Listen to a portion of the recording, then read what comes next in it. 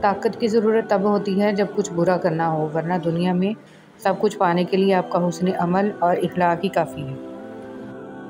مشکلوں پہ غور کریں گے تو مشکلیں بڑھتی چلی جائیں گی، لیکن اگر آسانیوں پہ غور کریں گے تو آسانیاں بڑھتی چلی جائیں گی۔ جس چیز پہ آپ دھیان دیں گے وہی چیز بڑھتی چلی جائے گی۔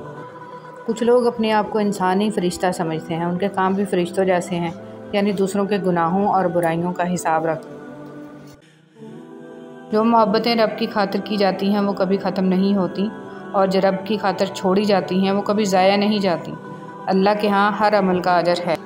جس طرح کمرے میں موجود چھوٹے چھوٹے سراغ سورج کے ہونے کی گواہی دیتے ہیں، اس طرح انسان کی چھوٹی چھوٹی باتیں اس کی تربیت اور اخلاق کی پہچان کروا دیتی ہیں۔ جب نیت کچھ اور ہو اور عمل کچھ اور ہو تو پھر قسمت کبھی نہیں بدلتی۔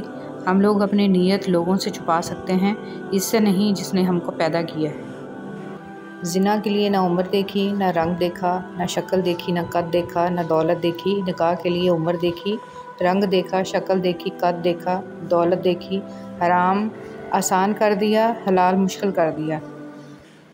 دین اسلام کا راستہ قابلیت کا نہیں، قبولیت کا راستہ ہے۔ یہاں صرف پڑھے لکھے لوگوں کی طلب نہیں ہوتی، یہاں بس تڑپ والے قبول ہوتے ہیں۔ کسی کو اداس پائیں تو کچھ وقت اس کو سن لیں۔ کبھی انسان کو اپنی حالت بتانے کے لیے ایک ہمدرد کی ضرورت ہوتی ہے۔ کوشش کریں ایسے وقت میں نصیحت سے گریز کریں۔ راستے میں سے تکلیف دہ چیز کا ہٹانا۔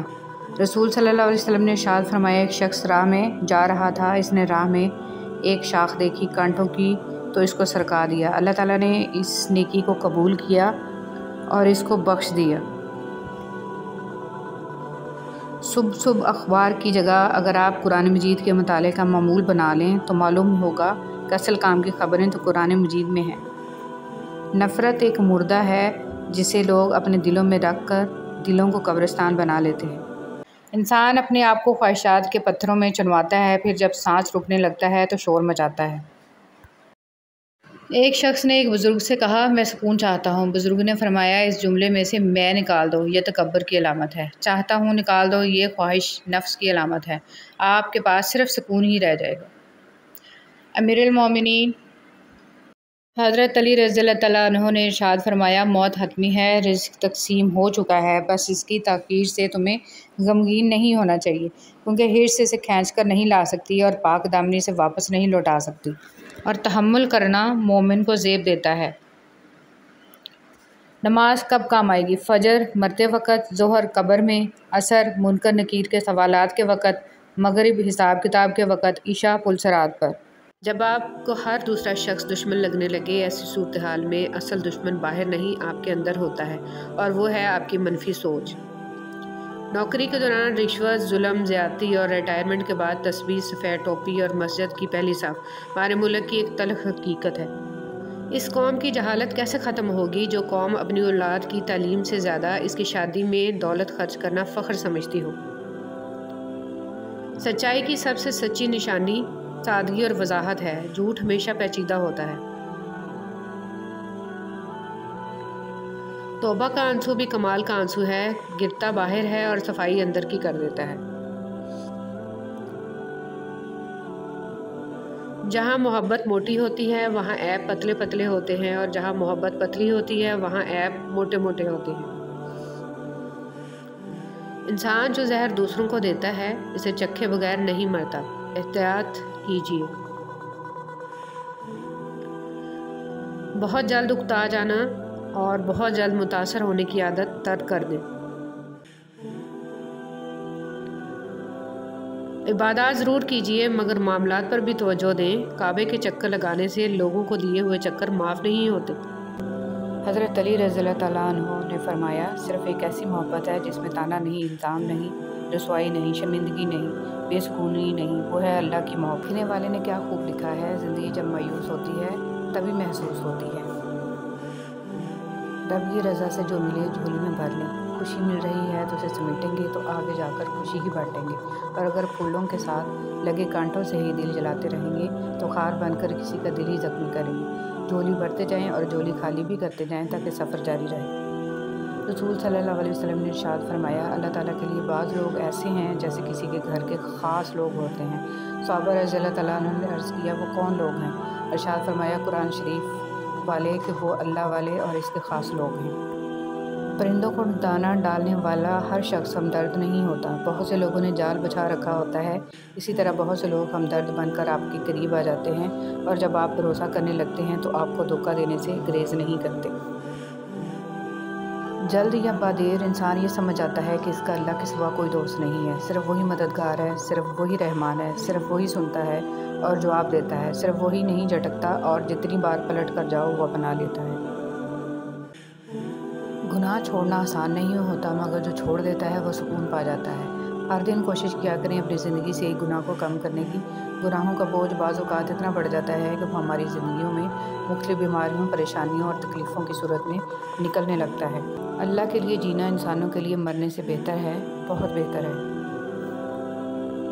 عجیب ہے اس دنیا کے لوگ، بات کو پکڑ کر انسان کو چھوڑ دیتے ہیں۔ عزت جتنی دو گے محبت اتنی گہری ہوگی۔ عزت کے بغیر محبت کا کوئی وجود نہیں، کیونکہ رشتہ کوئی بھی ہو عزت کے بنا بیکار ہے۔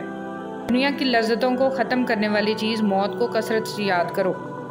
خدا کسی بندے کو عزت عطا فرماتا ہے تو اسے اپنی عبادت میں مشغول فرما دیتا ہے۔ حضرت علی رضی اللہ تعالیٰ عنہ۔ بابا جی فرماتے ہیں، پتر، خدا کی ذات کے بعد کائنات میں اگر کچھ مکمل اور قابل تعریف ہے تو صرف محمد صلی اللہ علیہ وسلم کی شخصیت ہے۔ سنو، اللہ سے مانگ کر نہیں روتے، اللہ سے رو کر مانگتے ہیں۔ لوگ کہتے ہیں پیسے رکھو برے وقت میں کام آئیں گے، اور ہم کہتے ہیں اللہ پر یقین رکھیں برا وقت ہی نہیں آئے گا انشاءاللہ۔ نماز اتنی ہی ضروری ہے جتنا کہ جینے کے لیے سانس لینا ضروری ہوتا ہے۔ اللہ پاک ہمیں سجدوں کی لذتیں عطا فرمائے، آمین۔ توبہ کا آنسو بھی کمال کا آنسو ہے، گرتا باہر ہے اور صفائی اندر کی کر دیتا ہے۔ جہاں محبت موٹی ہوتی ہے وہاں عیب پتلے پتلے ہوتے ہیں، اور جہاں محبت پتلی ہوتی ہے وہاں عیب موٹے موٹے ہوتے ہیں۔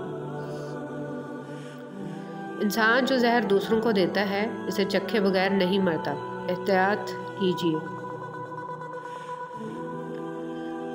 بہت جلد اکتا جانا اور بہت جلد متاثر ہونے کی عادت ترک کر دیں۔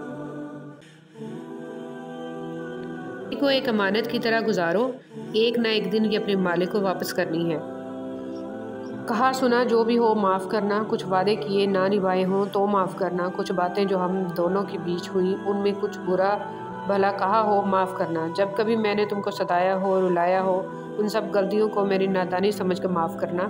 مغفرت کی رات آنے والی ہے، دعاؤں میں یاد رکھنا اور مجھے دل سے معاف کرنا۔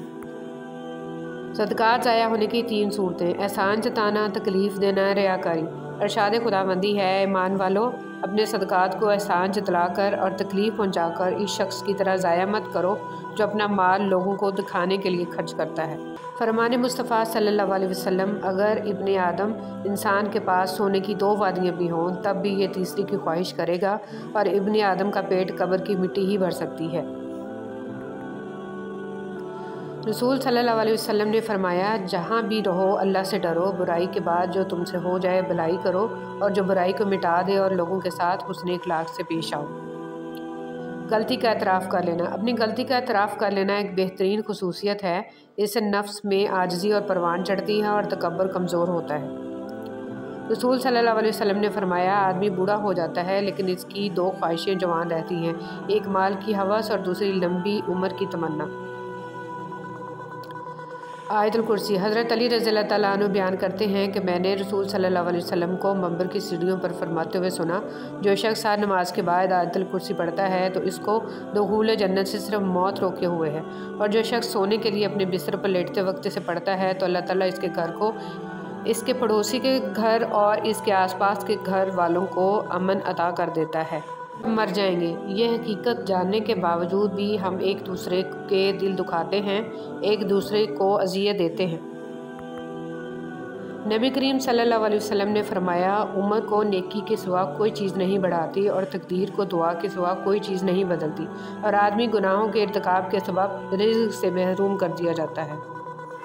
رب واقف ہے تیرے دل کی تڑپ سے، وہ ضائع نہ کرے گا، دعائیں ذرا انتظار کر۔ رب العالمین تک پہنچنے کے لیے رحمت للعالمین کی پیروی کرنا بہت ضروری ہے۔ رب العزت کا دروازہ کبھی بند نہیں ہوتا، لینے والے ہی دروازہ کھٹکھٹانا بھول جاتے ہیں۔